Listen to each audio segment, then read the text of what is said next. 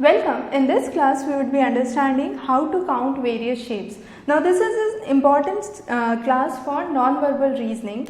Now the common shapes that are usually asked is triangle, square, rectangle, circle. So these are some of the very common shapes that are frequently asked in the examination. Now it's important to note that before we start, rectangle, when we say is the lines meet at 90 degree. And we can say square is a special kind of rectangle where all the sides are equal. So if I say all the sides are equal, then it would be square, and a rectangle would be a shape where the lines meet at 90 degree. So based on this, we would start understanding the shapes. Now in this question, the first one, what we are trying to understand is we are counting the squares. Now this is the very basic thing that we are starting with. We will move on to the complicated examples later. So here you have the best way to solve is move from smaller to bigger.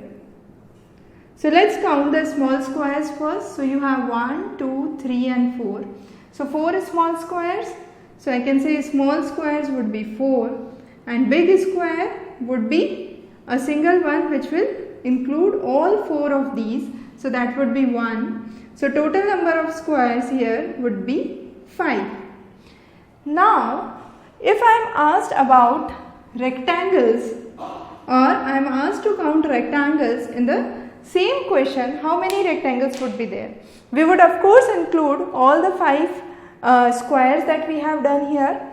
Now let's count the rectangles. So first we will do horizontally and then we will move vertically. Now it's important to consider here that you should have a fundamental rule in mind, that is small from big and horizontal and then vertical. Otherwise you might duplicate the counts or you might skip off some of the rectangles. This is a simple figure, but this could of course happen in a complicated figure. So let's count horizontally. So if I include 1 and 2, it would be 1 rectangle. Then 3 and 4 would be, 3 and 4 would form 1 rectangle. So these are the 2 horizontal rectangles that would be formed. Now the vertical rectangles, that would include 1 and 3 and 2 and 4.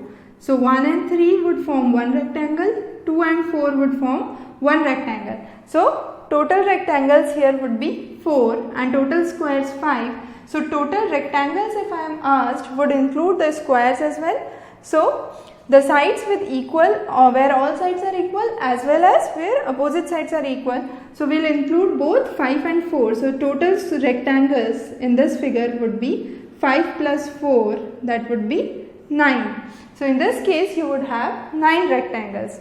Now this was about the concept of squares and rectangles. If I am asked about circle, let's say I have a circular system here. So this would be 1, this would be 2, this would be 3 and this would be 4. Of course the questions related to circles are much simpler and usually not asked that often. Now the next is, in this shape we will count the triangles. Now again we will follow the same rule, small to big. So let's count either small to big or big to small, whatever suits you. So let's count the small ones first. So this is the small one and this is a small one and this is another small one. So you have 1, 2 and 3 small triangles. Now since we have 2 lines that intersect here, how many medium sized triangles would be formed? 1 that would be formed by demarcation of the vertical line. So you have 1 and 2. 1 that would be formed by demarcation of the line starting from here. So 1 and 2. So 1, 2, 1, 2. So these two would be medium sized triangles. We already had 3 small triangles. Now let's go on for the big triangle. So this complete would be 1 big triangle. So you would have 1 big triangle, then 2 vertical small triangles here, 2 medium triangles here. So 2 to 4, 4 and 3, 7 and 1 8. So the total triangles here would be 8. Now these were of course the simple examples that we looked for. Now let's complicate the questions a little. Here what is asked is, we will be counting the number of squares in this case. Now when we are counting squares, we would be taking two cases where we would be counting two cases for squares and two cases for triangles. Now here it's important to understand, as I said, firstly you have to move horizontally to vertically and smaller to bigger. So here small, if we talk about smaller ones, you have 1, 2, 3 and 4. So you have these 4 which are small ones. Okay. Then you would have this one which would be a medium one. So this one, you would have one complete set, that would be this one. So that would be this, and then you would include 4 ones formed by these. So this, this, this and this. So you have 4 these, then again 4 small ones, 1 full size and 1 formed by the 4 small ones. So total there would be 10 squares in this case. Now let's complicate the problem furthermore. Here you have a shape and what you have to count is again the number of squares. So the best way to start is count all the small squares first. So I have marked 1 to 16 on the checkerboard here. Then what you would do is you would take the other two ones. So you have 30 and 31 here.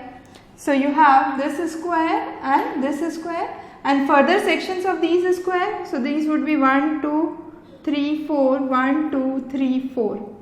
So you would be taking these as 1 squares and then further sections of these. So 4 here and 4 here. So 8 here. 1 would be the whole square, that's 40. So this one would include the whole square. Now as I said, move from smaller to bigger, otherwise you would definitely get confused. So you had all the smaller 16 squares, the 2 small ones and the further small ones that we have included. Now I will club 4 4. So you have this and this and the center 2 ones. So you would have 1, 2, 3 and 4 and the center 2 ones. Again you would have 2 center ones here. So these 2 would be again the center ones. And finally one formed by these 4. So when we are joining 4 group of 4, how many cases can we make? 1 starting from the border, 4 from the center and 1 within the center. So you have these cases. Now we would take a square formed by, these was square formed by 2 by 2. So you are including 2 here and 2 here. So 1 by 1 we have done. That was this one and this one. Then you have 2 by 2 that we did here. Now we will do 3 by 3. So we are taking 3 and 3 here.